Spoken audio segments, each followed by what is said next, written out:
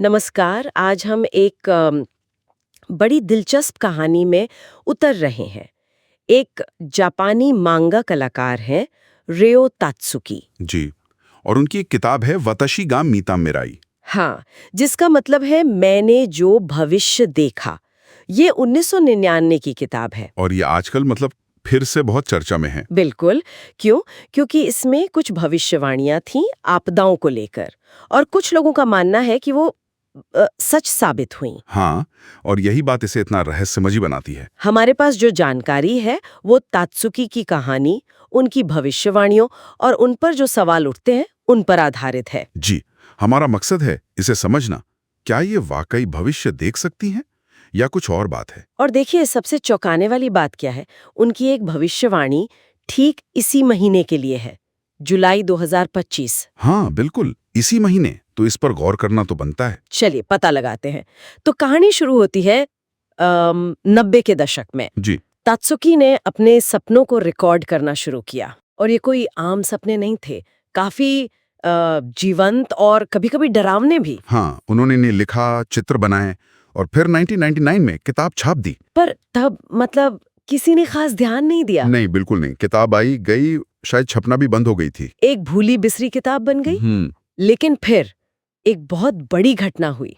11 मार्च 2011। हाँ, जापान का वो विनाशकारी हम्म। भूकंप और सुनामी। और उसी के बाद लोगों को अचानक तात्सुकी की वो पुरानी किताब याद आई, क्यों? क्योंकि उसके एक पन्ने पर साफ साफ लिखा था कि मार्च 2011 में एक बड़ी आपदा आएगी। सोचिए, तारीख इतनी सटीक, मार्च 2011।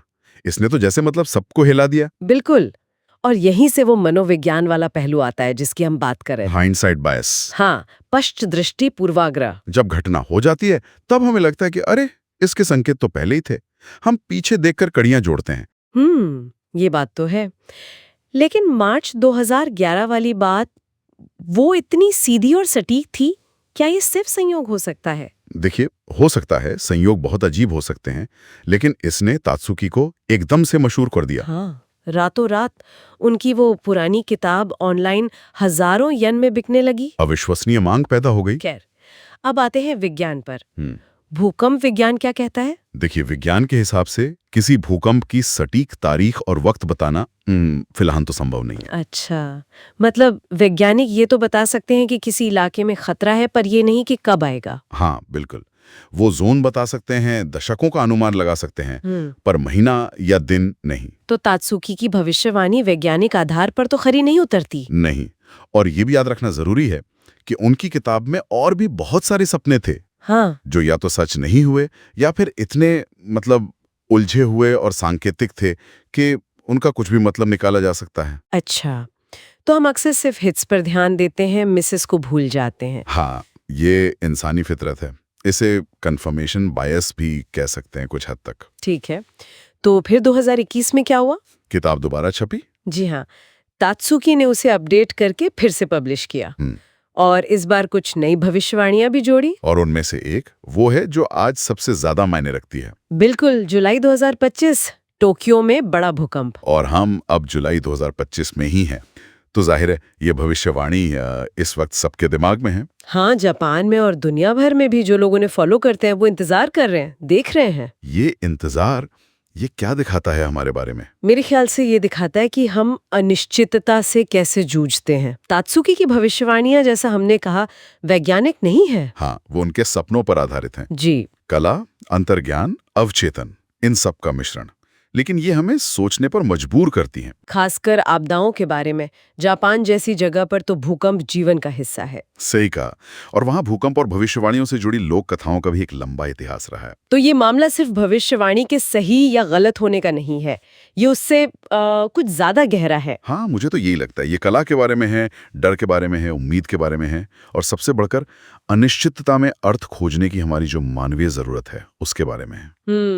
तात्सुकी की कहानी यह दिखाती है कि कैसे एक इंसान के निजी अनुभव, जब वो कला के जरिए बाहर आते हैं, तो वो एक बड़े समूह की चेतना का हिस्सा बन सकते हैं। खासकर तब जब वो हमारे गहरे डरों और शायद कहीं न कहीं उम्मीदों से भी जुड़ते हों। तो फिर रियो तात्सुकी को क्या माना जाए? कोई भविष्यवक्ता या एक ऐसी कलाकार जिसकी इंट्यूशन मतलब अंतर्दृष्टि बहुत तेज है, या बस एक अच्छी कहानीकार? शायद तीनों का थोड़ा थोड़ा पुट है उनमें। कहना मुश्किल है, लेकिन ये तो तय है कि उन्होंने लोगों को सोचने पर मजबूर किया है, एक स्थायी प्रभाव छोड़ा है। बिल्कुल। और अगर हम इसे थोड़ा और बड़े पैमाने पर देखें तो ये पूरी कहानी हमें याद दिलाती है कि हम इंसान कैसे हैं। मतलब ये कि हम हमेशा पैटर्न खोजते हैं, अर्थ ढूंढते हैं, खासकर जब चीजें अप्रत्याशित हों। ये जो अज्ञात है, जो अननोन है, उसके प्रति हमारा एक स्वाभाविक खिंचाव भी है। हाँ, ये बात तो है। तो अंत में एक सवाल शायद सोचने के लिए छोड़ सकते हैं हम, जरूर, कि ये जो कला है, ये जो अंतर्ज्ञान है और जो भविष्य की अनिश्चितता है, इनके बीच की वो महीन सी रेखा आखिर कहाँ है? और हम घटनाओं में अर्थ कैसे ढूंढते हैं, क्यों ढूंढते हैं, खासकर तब जब दुनिया इतनी अप्रत्याशित लगती हो।